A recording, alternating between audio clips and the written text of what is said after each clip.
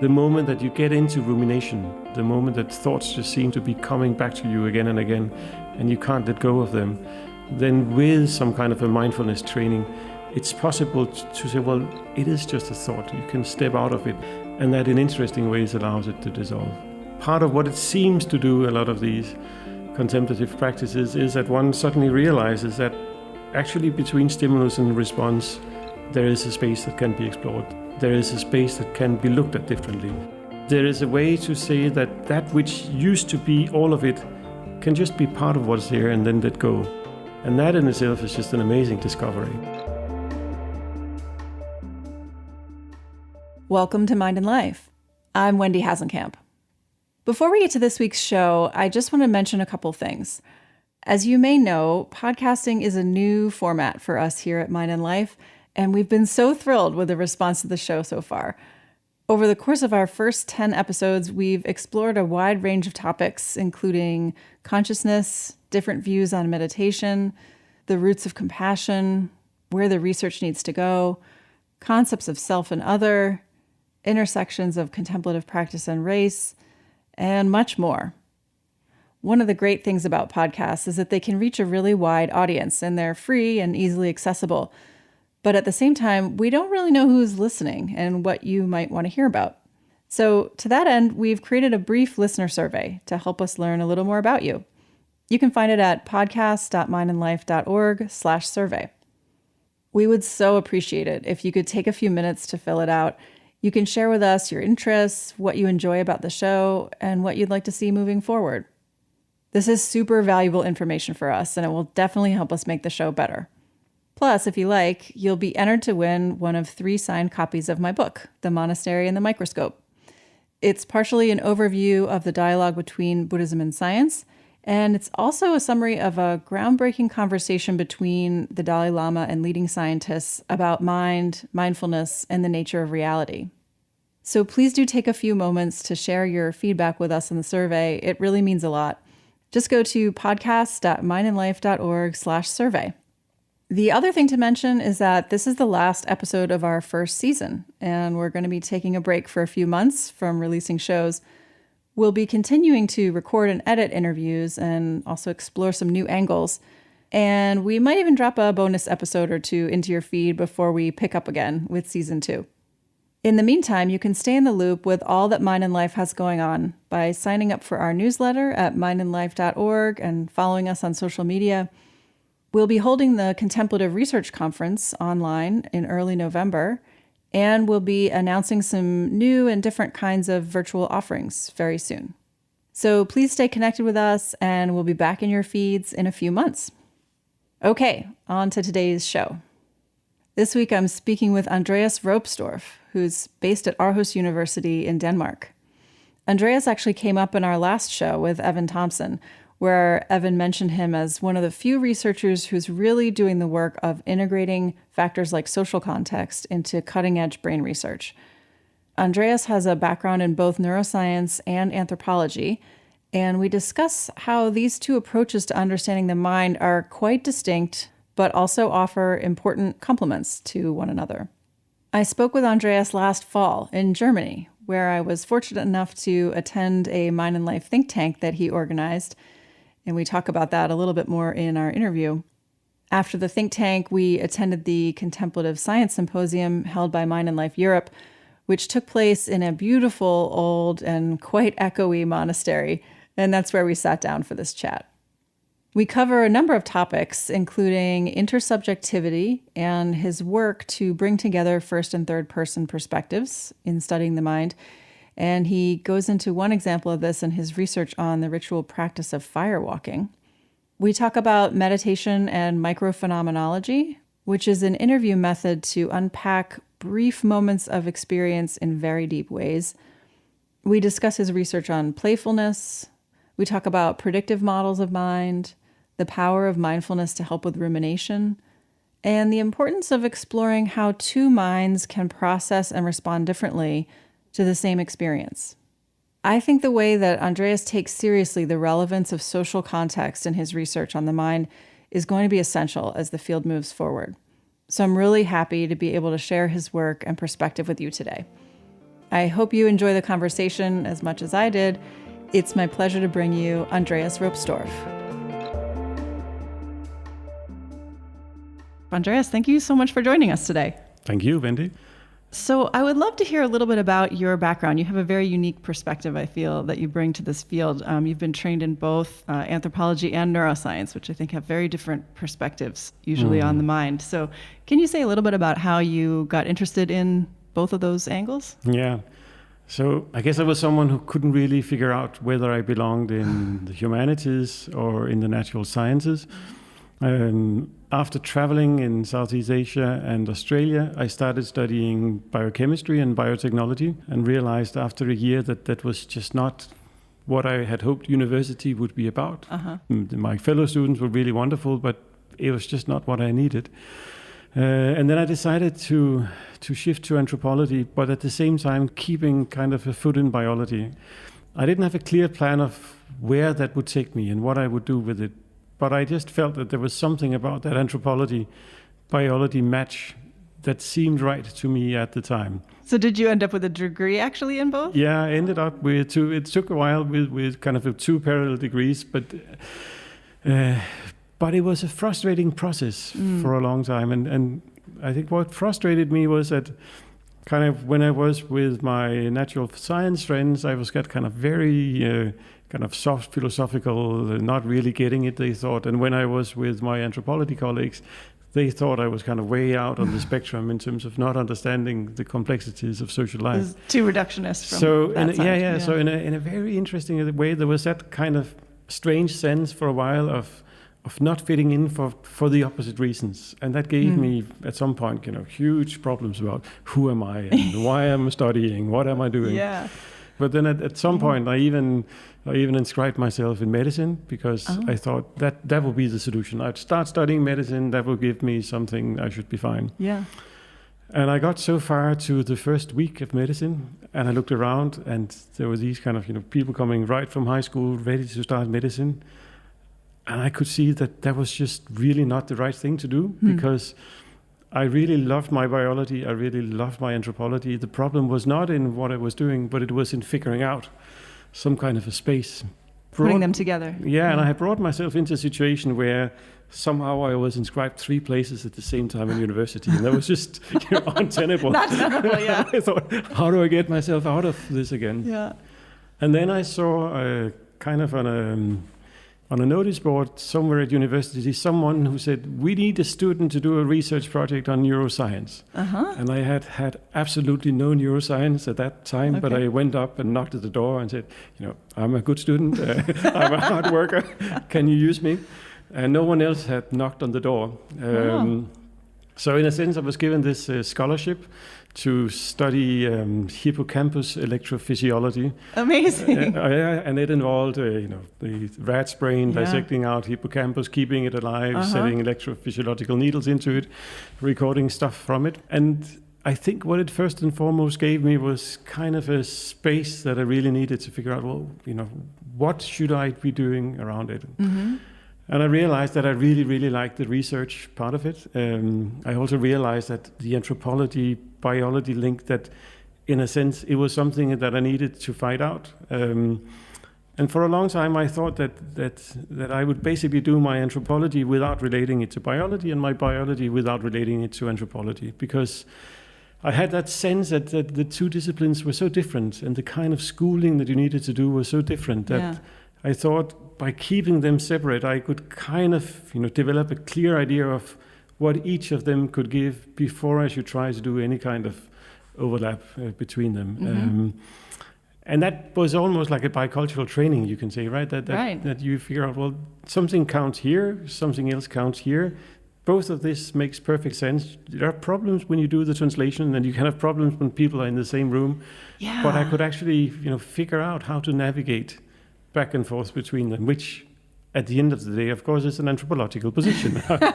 Well, right. How do you do that? How do you come to terms with that strange aspect of participating and observing in both disciplines? Can you say a little more about, you said what counts in each side, right? And that's struck me a lot working in this interdisciplinary space. Being trained as a scientist, you're very familiar with data and experimentation. And When I first stepped into other spaces of humanities, I didn't even understand like the currency of what was being talked about. So can you just give a little bit of example of just the whole viewpoints from the different perspectives? So I think I had a really good training in biology, working in this neurobiological laboratory, and it was so much about understanding what's it like to be precise about experimentation. What's it like to try to develop tools to describe these things that are in the data, but the data doesn't give them themselves. So we were looking at electrophysiological traces, and there were patterns there, and ways of analyzing, ways of modeling became, so to say, almost tools to grasp something that we couldn't get at through language. That was a very interesting and deep experience in that part of it. It wasn't complicated modeling by today's standard, but for me it was a revelation. Whereas I think where anthropology is really particular and probably also different from many other social science and humanities disciplines is that at the end of the day it's really about realizing that what you bring into the world is yourself and your own body. And it's something about starting to trust that those experiences you have and the way you can relate to others are the only means or the main means you have of actually building up some kind of an understanding.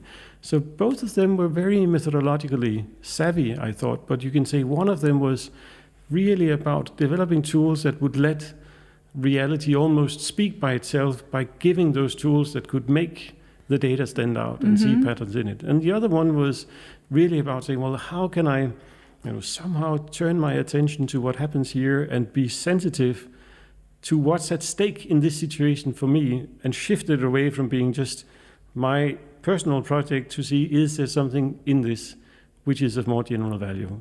And I think I'm extremely grateful for both of these trainings. And I think most of what I do is, in a sense, shifting back and forth between two different modes of analysis here. Yeah, I think it's a really productive synthesis that we don't have enough of. So with those two trainings and perspectives, how do you view the mind? That's a big question. So how do I view the mind? Well, it is the first very obvious question is that you can approach the mind both from, let's say, this kind of objective third-person analytical perspective where you find ways of getting at, you see almost signs of the workings of the mind and you try to find tools to make them stand out, right? And brain imaging that I worked with for a while is one of those instances.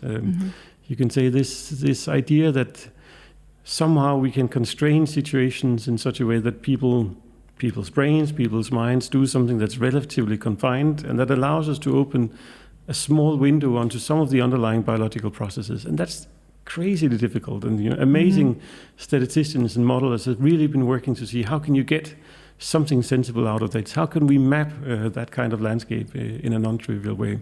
And this is obviously one aspect of what the mind is getting some handle on it, either through behavior or through something else. The other obvious aspect, of course, is then to say, well, there is also an experiential component to it, that there is something like what it is like to be me inside a scanner or in an experiment or in any other situation. And I think the place where I first became aware of that was at some point I ended up doing a research project that was doing kind of an anthropology of neuroscience or an anthropology of brain imaging. Yeah. And it was very obvious here that, brain imaging was relatively novel. We were playing with how can we make sense of the type of experiments we did. And obviously it was very different being on the inside and being on the outside of a scanner. Yeah. So the first experiment I took part in was a small experiment that wanted to investigate what happens when information travels from one hemisphere to another hemisphere. And it was in an MR scanner, and the study was quite simple. Some person should be tickled under their left foot, and as a response, they should tap with the right finger. And then there would be the interhemispheric transfer. Yeah, simple. And as often happens when you're an anthropologist, you end up getting a task. And my first task was to be the tickler. and we had a very complicated setup where there was kind of a muscle massage apparatus that could vibrate. but it could not go near the scanner because it was magnetic. Right. So then there was a long fiber Oh rod. my gosh. I was standing holding this thing and then touching the person's foot and then not touching and not touching. That's funny. And as a response, we could see this tapping with the finger. And from the outside, just looks like a perfect stimulus response. Yeah. So the next experience was I became the subject of the participant experiment. And as I moved inside the scanner, I discovered what none of us had thought about. There was a mirror in the scanner. Right. And in that mirror, I could see the person approaching me here, starting to tickle me. And I thought from inside the scanner, from this first-person perspective, it wasn't really obvious whether I was reacting to the tickling or to the anticipation Right, of because the you could see tickling it. coming there. Sure. Because I could see it. And then after a while, I got really annoyed with the experimenter. And I thought, this is a really stupid experiment. Why am I lying here being tickled under my foot? So I thought I'll cheat him. So I began systematically, whenever I was tickled on my foot, to think of one thing and then think of something else in the other situations. That's great. Which, in my naivety, I thought at that time would conflate the Would pictures. mess up the data. What I didn't know, of course, is you do statistics. But the interesting point was that the kind of interesting realization was that you can say, inside of this stimulus response paradigm that looks automatic, there is a space of agency once you're inside of it, but you can't see that from the outside. Right. It was only because I could tell him that this was at stake that in a sense you realize this space of agency. So you can say that will give you the first and the third person. But I think what I really learned from studying these experiments was something else. After I came out again, I discussed it with my anthropology colleagues. One of them said, well, that's kind of weird. Here you are inside a noisy environment. Someone comes and tickles you under the foot. Why on earth do you tap the finger? They told me to. Yes, they told me to, right? That's, of course, really banal in the first instance. But once you think a bit more about it, you realize, well, that the whole experimental logic relies on something that's not reducible to be first or third person. That it's, so to say, embedded into kind of a shared understanding of, well, what's it like to be an experiment? I will do what I am told, etc. Right. Which is a very different frame than your normal life. Which is a very different framework, and which is also a very different framework from the idea of the first person and the third person, because it really suggests that so much of what our minds are up to, and so much of what we do with our minds is not something that goes on in an isolation, but really something that comes out of, you can say, these situations of exchange, of presenting frames of reference, of setting each other up, of negotiating things with each other. Right. So you're internalizing the situation and responding to it all and you're at responding once. to it. Yeah. And in a sense, you can say the only reason that I do tapping of my finger as a response to the tickling of my foot is that somehow someone told me, and I thought I would be involved in this kind of game here. Right. So I think it was a very simple experiment, but that kind of idea has really stayed with me ever since, that there is something about minds that certainly can be seen from the outside, but at least if you're a human mind, most of the times we're also involved in these incredibly interesting and complex ways of being open to others. And this being open to others shape not just our experiences and our brain activities, but also the way the situation is set up. Yeah, I love the way you describe that. Normally, in this field anyway, people talk about first person and third person, just as if they are separate ways of viewing things. But what you bring out is they're really tightly interrelated. Yeah. So that perspective, that kind of interwoven perspective that you just raised, puts in context a lot of the research that I think of when I think of you. Right. A lot of intersubjective ways that the mind and the brain respond. One study I'm thinking of is the firewalking study that you did some time ago, or I'm sure there's others. Do you want to share any examples of studies where you've tried to parse out the ways that interpersonal or cultural effects change the way, brains or physiology responds? Yeah. So I'm based at this center called Interacting Mind Center at Aarhus University, and obviously we're interested in interaction, not just minds, but also bodies and brains and hearts and all these things. And I think what we are becoming increasingly aware is that if you study mind or the brain as if it was a thing in isolation, it looks like a thing in isolation. Yeah. But the moment that you, so to say, open up to say, well, let's bring someone into the table as well, another person, etc., it is as if we react to the presence of that other person, and there is kind of an openness in our systems that relates to it. It's not automatic in the sense that it always happens, but there is like a potential for this way of being engaged with others in situations or relating to others in ways that we don't really know.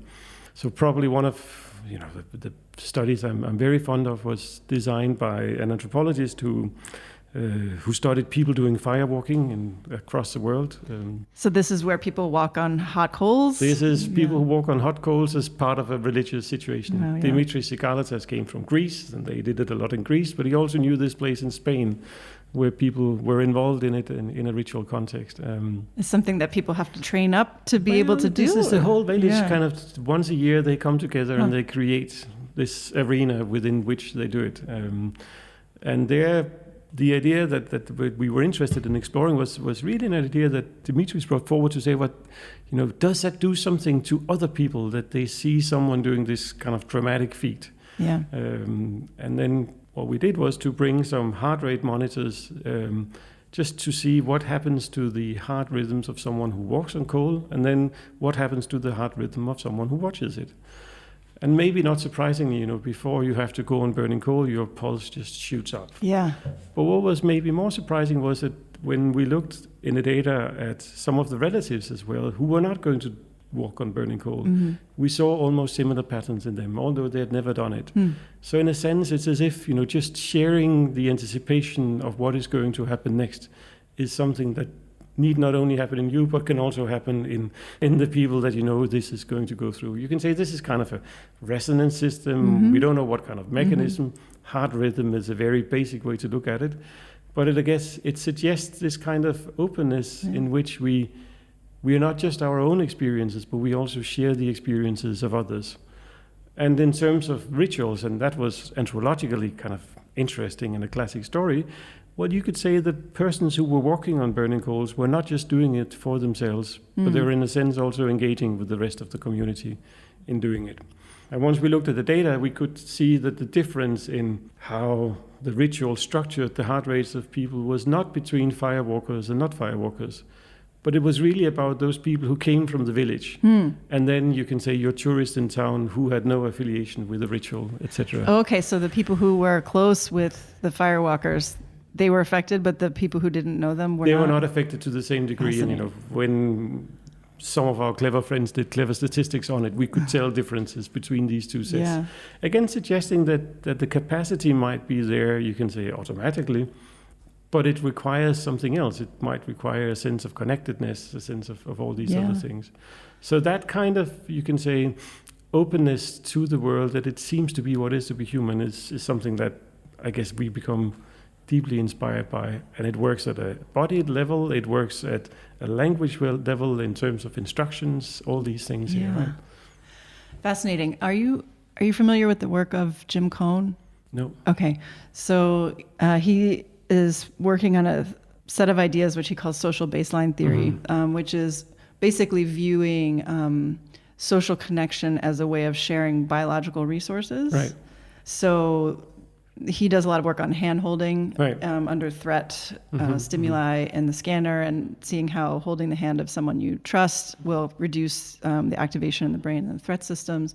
But what's really unique is he's brought about the idea of flipping this such that it's not that holding a hand will reduce a raised level, but in fact being alone is an unusual state and an increased threat level to begin with. Whereas the social connection is actually the baseline of how we're designed to operate. That would make a lot of sense. Yeah, no, it just, I hadn't thought about the firewalking study in that context, but it's almost like a physiological evidence of this shared resources almost. Like the people who are close with the people who are about to undergo the stimulus are almost like using their energy to help or something. Well, I mean, in a sense, you're in it with them, right? Yeah, and you exactly. share this kind of experiential in a very space. real energetic way.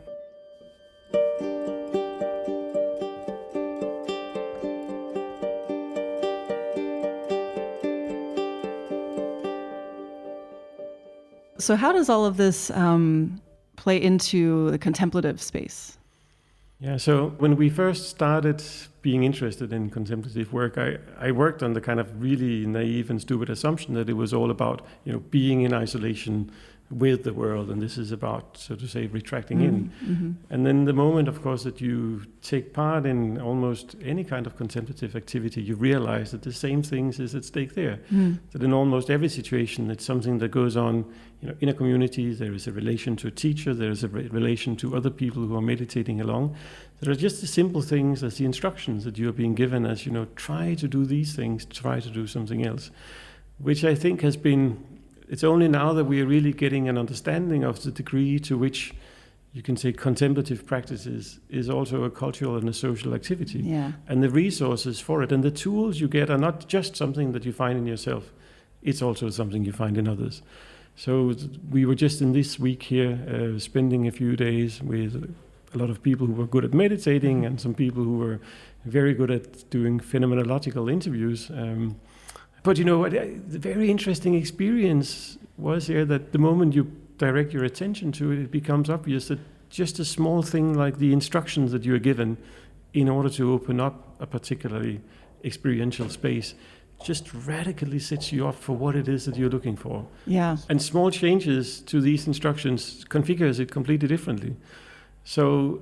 Do you want to give an example? Yeah, I could give an example. And we had a very interesting example where...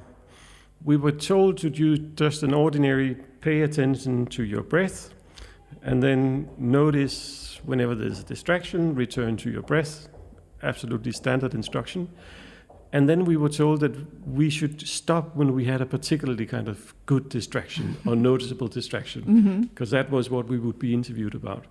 And my own experience was that whole meditation became a meditation on distraction, because I constantly had not just the breath, but also that kind of idea, is this distraction, which is I'm thinking about the distraction. Right. Is that a good distraction or not? Does it count? Does this count as a distraction?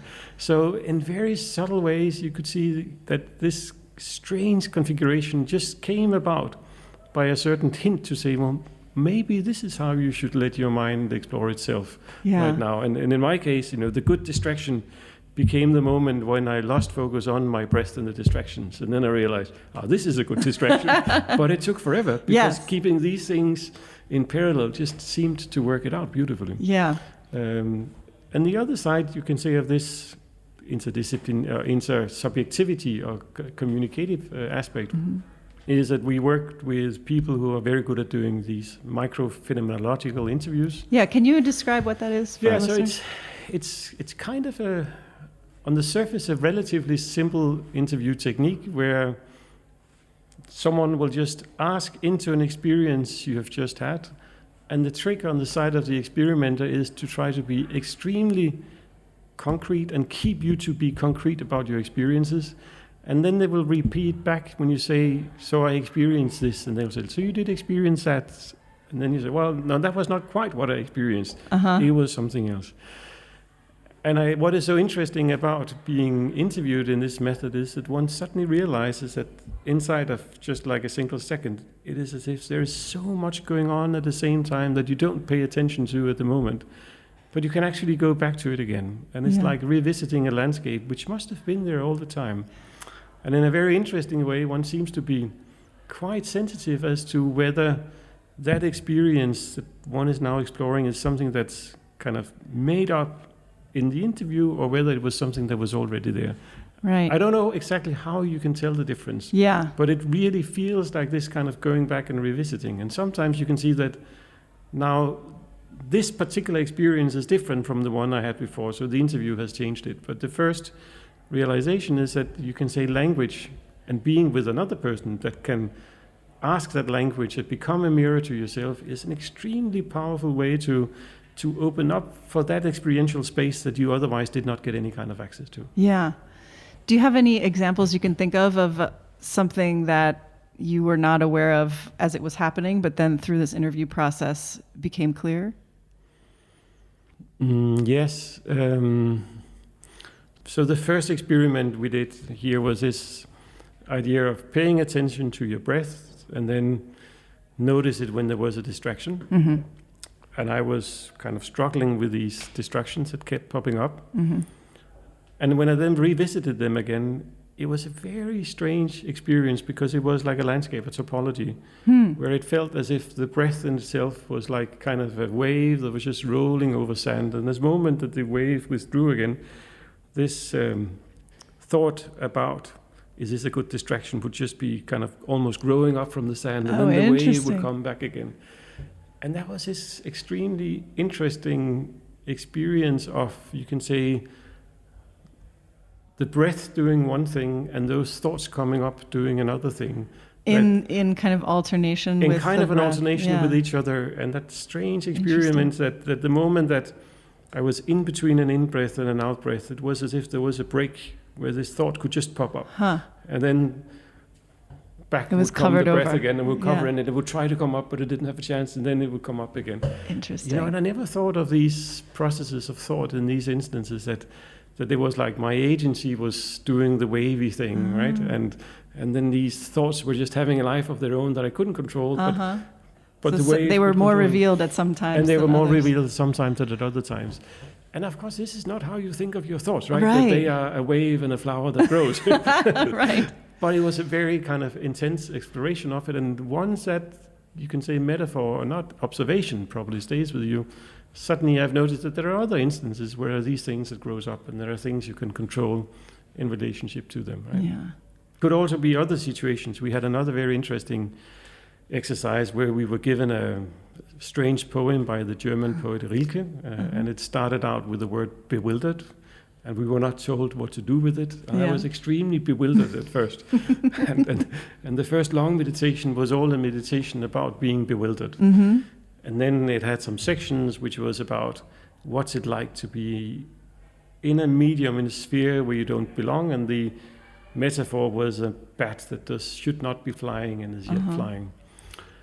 And then at some point, kind of at the end of the meditation, and particularly after hearing, kind of exploring that meditation or that experience through the interview, I realized that I had kind of come to terms inside the poem with an idea of myself being in a medium where I didn't belong, but I actually belonged there. And that was soothing.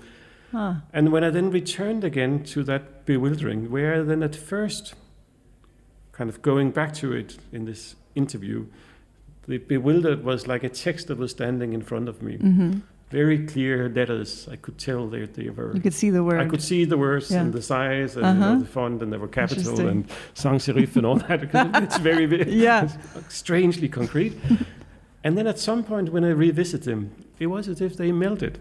And the letters were kind of, the word wasn't there any longer. I could still see where the B was melting into the E and into the W. But it was that idea of bewildered being the key focus just wasn't important any longer. Interesting. Which was kind of, a really strange process of revisiting an experience that was there. And it also coincided with kind of a sense of, oh yeah, this might be what the poem is about and what I can do with it. So you can go on about these experiences in themselves. They feel maybe interesting for you in the moment, but I think what the methodology really brings about is a powerful tool to open up a space where you can revisit those particular experiences, and one can see how they come about and maybe how they're changed and how they're shaped as well. Yeah, I was going to say this is an example. I would have thought this is an example of a kind of a pure first-person investigation of really subjective experience.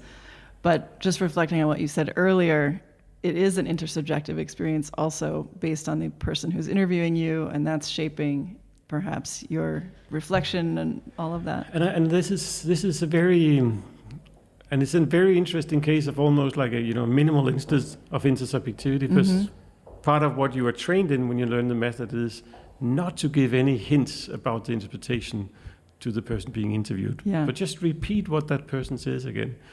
But it is as if just having the other person as a mirror and sending what you say back again, kind of that reflection via the other one makes you see, no, it's not the same signal that comes back and forth. Right.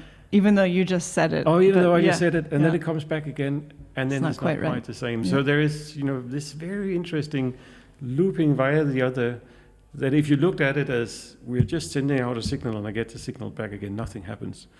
But when you realize that it's a matter of an experience that gets changed into language that's reflected through the subjectivity of another person and comes back again, then suddenly it seems to do very, very interesting things. Yeah. It really highlights the inherent challenges of trying to get at subjective experience It at does. all. It does. And methodologically, it's, what do we do with it? That was my next question is, it's a mess. Is there work that's trying to incorporate this kind of data with, traditional more quote unquote third person or objective measures? So we have a research project on play and learning at my research center. And one of my colleagues who's trained a lot in the microphenomenology method, she's very interested in this experience of playfulness. And she used some simple experiments to try to explore, well, what is this experience of playfulness? What characterizes it?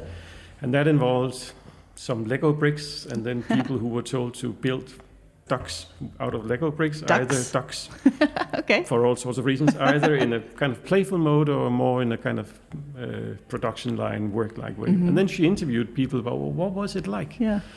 And very interestingly, when people talked about that experience of the playfulness, they ticked all the boxes of being internally motivated. They didn't know the theory about it, but those were the things that came about. And something very beautiful came about it as well, was that in a sense, through the process of acting playful with the material, they became surprised by what they were doing themselves. So, they created something that they had not anticipated. Yeah.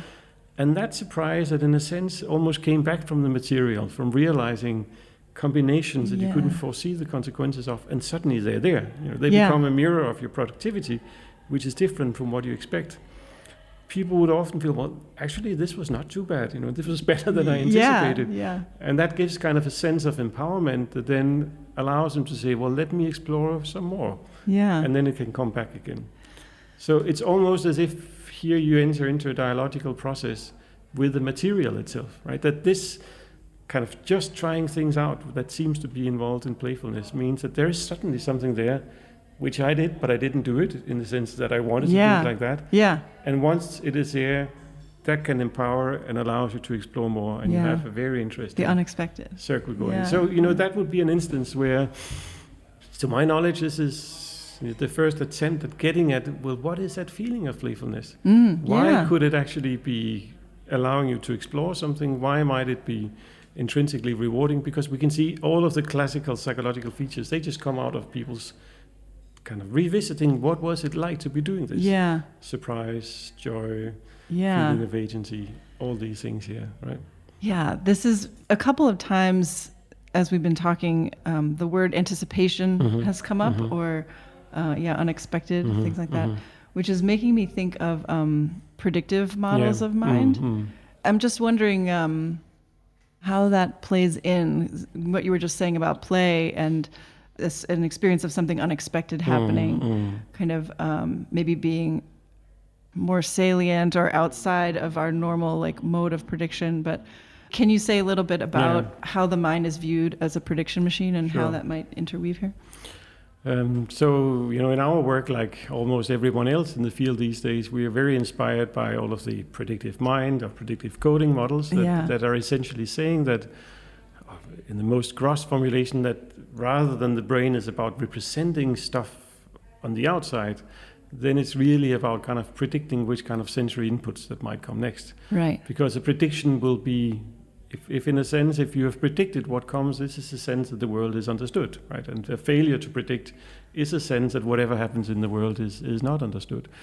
And the predictions come from a model that's internally... And the predictions comes from some kind of a model that both takes into account what is expected to happen in the world and what are the expected outcomes of my actions, right? And how do these things feed into each other. And the underlying idea is that these things work, at all levels in a hierarchical system, from very basic perception and all the way up to cognitive models. Yeah. And in the later versions of these models here, one strong assumption is that what organisms are trying to do is to reduce the uncertainty around them, because the more they can reduce this kind of uncertainty, the better they are able to control their environment, all these things. Yeah. And some have said that this could lead you to kind of a dark room problem, that the best thing for an organism is to stay in a corner in a dark room, because then then you can just predict that nothing will happen and you're safe. So there's kind of an inherent tension to it. Yeah. Now, I think even though we would I'm really very inspired by the people developing these models, and there seems to be something that doesn't quite fit a lot of the stuff that we see. So, for instance, the way that we think about play currently is to say, well, maybe play is a very interesting phenomenon because it seems to be about setting up a situation where surprises are going to be generated. Right. And once they're generated, then you can do something with them. Yeah. So it's almost like an activity that has as, if not a main purpose, then certainly a purpose or a side effect, that these surprises are constantly going to happen. Right. And that allows me to do something with them and deal with them. And, depending on how skilled you are, depending on all sorts of other things, these surprises might be quite radical. And in other circumstances, they can seem from the outside to be minimal. But that there is this element of bringing yourself into situations where surprises happen, because it actually allows you to do something with them. Right. That's fascinating, because that would be, the theories would say that what we're trying to do is reduce the surprise element, because this is the uncertainty or things that are unpredicted. But this is like a special case where you're making it safe and encouraged that surprises will happen. Which, of course, is what all classical theories of play say, right? That play is about setting up this particular sort of same framework within which different things happen. Yeah. And in particular, the intersubjective play is extremely interesting there, because there's something about, sending something out to the other that is inherently unpredictable when it comes back again, right? Yeah, right. So, in a sense, if we go with that idea, we as humans are not just very good at reducing uncertainty around ourselves, but also create these situations where uncertainties can be explored and where you can learn from them, where you might be able to negotiate them with others. Yeah, because play is also really essential for learning, right? Absolutely. Yeah. It seems like this way of, in a sense, going in an explore mode is essential to it, but it probably requires the possibility to resolve it, and then we currently think, for a lot of learning purposes, also that reflection comes in. That you actually have ways of saying, well, what was it that happened there, right? So a lot of teaching situations, you're asked to reflect. And if you're not surprised, there's not a lot to reflect on, right? It's just not very interesting. Yeah, right. But it seems precisely to be those situations where you wonder, what was that? Yeah. And that's another area where intersubjectivity, our ability to come up with solutions together, is amazing. Because you can suddenly, via the help of the other person or another person's, realize, well, that was what it was about. So the resolution can come post hoc. And in a similar way, a lot of the very advanced meditators, you could say, seen from the outside, nothing much happened, right? They sit still. Right. And if you look at your bodies, or if you meditate yourself and look at your own body, there's this strange experience of all sorts of surprising things happening in your body at the same time that seems to fill everything, and can be scary at times. You can see your heart beating. So it's almost as if that kind of, some forms of contemplative practices, is also opening up to a surprising internal landscape that seems to have a life of its own. Interesting. Once you allow yourself to look at it like that, these things are just popping up all the time, right? And I think what I think about with prediction and then meditative practice seems to be something really important about not responding. Yeah. And again, if we stay within these kind of hierarchical predictive models, and the hierarchical seems to be very important, you can say that very classic gesture that you confront something in the meditation, something occurs in your meditation, and then you realize that, well, it's just a thought, right? Yeah. You could say this shift from the thought being what completely fills you up to being able to, from somewhere else, wherever that is, in a hierarchy or a space or whatever it is, just say, well, that which used to be everything, from where I look at it now, I can see that this is just a thought, and then I can let it go. Yeah, so-called de-reification. That kind of a de-reification, again, is something that might be playing itself out inside one of these strange hierarchies where, seen from something else, then what was reality is just a model. And that's kind of a meta model that allows one to see this. And these kind of shifts are very interesting. So I have a PhD student at our research center. She studies people who have suffered from depression and look at what MBCT seems to be doing with them. And mindfulness-based cognitive therapy. Mindfulness-based cognitive therapy, right? And one of the ideas seems to be that what mindfulness-based cognitive therapy might allow you to do is that the moment that you get into rumination, the moment that thoughts just seems to be coming back to you again and again, and you can't let go of them, then with some kind of a mindfulness training or MPC training, it's possible to say, well, it is just a thought. You can step out of it. You might step into your body. You might do something else. And that in interesting ways allows it to dissolve. Yeah. And just looking at her very first data, it seems that indeed on all the clinical measures, her intervention has worked. And where we see neural effects of the intervention is precisely when they're asked to ruminate in the scanner. Oh, so in that situation where something is potentially nagging, they can do stuff that they couldn't do previously. Yeah, that's interesting because one of the most consistent findings in the field is that mindfulness-based cognitive therapy can be effective for depression. Yeah. And particularly, depression is marked by this kind of rumination. So that's great that you're starting to look at the evidence also neurally about how that's working. And in going back to what we discussed previously, it's part of what it seems to do, a lot of these contemplative practices, is that one suddenly realizes that actually between stimulus and response, there is a space that can be explored. There is a space that can be different, that can be looked at differently. So if we go with that idea that, say, one of the reasons why MBCT might help people with depression is that these ruminative thoughts that tends to take over, that there is a way to say that which used to be all of it can just be part of what's there and then let go. Yeah. And that general model is that it's as if in between stimulus and response, there is a space where actually there's room for some kind of an action, either on your own behalf or on the behalf of your body or something else. But that kind of, automation or immediacy seems not to be there in reality. And that's in fact almost like the experiment we explored previously, right? Where seen from the outside, it looks as if there is a direct link between stimulus response, someone being tickled under the foot and something as a response. But once you're inside it, you realize that actually there is a whole space of action. There is a mental space here. And at least for me, this being in touch with contemplative practices at a very kind of primitive and premature level has in a sense allowed me to begin to explore, between the sensations and the actions is a space that's modulated in so many different ways. Yeah. And that in itself is just an amazing discovery. Yeah. Wow. So what do you think are the most important areas or directions for the field to move now? So I don't know where the field is going, but I can see where my own interests for yourself. are drifting. And right now, exploring these tools to say, well, how do we get at the experiential? It's just a whole new world that opens up. And trying to see other ways that we can not triangulate, but match up or parallel with the ways in which we can measure this from the outside. That's obviously an interesting and important field. Yeah. Now, the other field that I'm really interested in these days, and I think it has a contemplative dimension to it, has to do with, are there ways that we can set up these shared reflexive spaces together? Are there particular ways in which you can, in an embodied way, kind of realize that, something goes on in me that's not necessarily the same that goes on in others? And once that you realize that, create possibilities to say, well, here is a space that we can share together where we can explore both the differences and the similarities.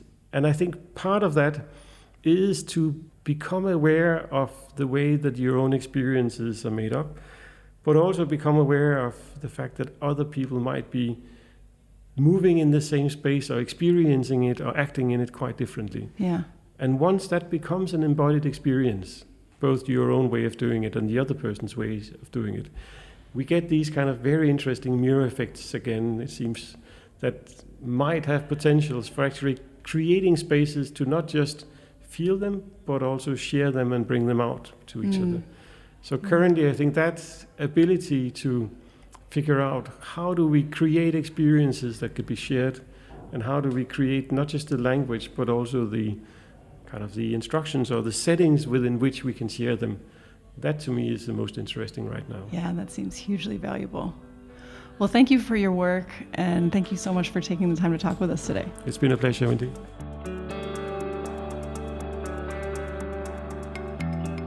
This episode was edited and produced by me and Phil Walker. Music on the show is from Blue Dot Sessions and Universal.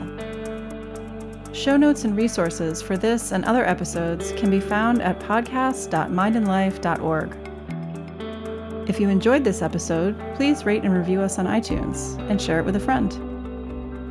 If something in this conversation sparked insight for you, we'd love to know about it. You can send an email or voice memo to podcast@mindandlife.org. Mind and Life is a production of the Mind and Life Institute. Visit us at mindandlife.org, where you can learn more about how we bridge science and contemplative wisdom to foster insight and inspire action towards flourishing. There, you can also support our work, including this podcast.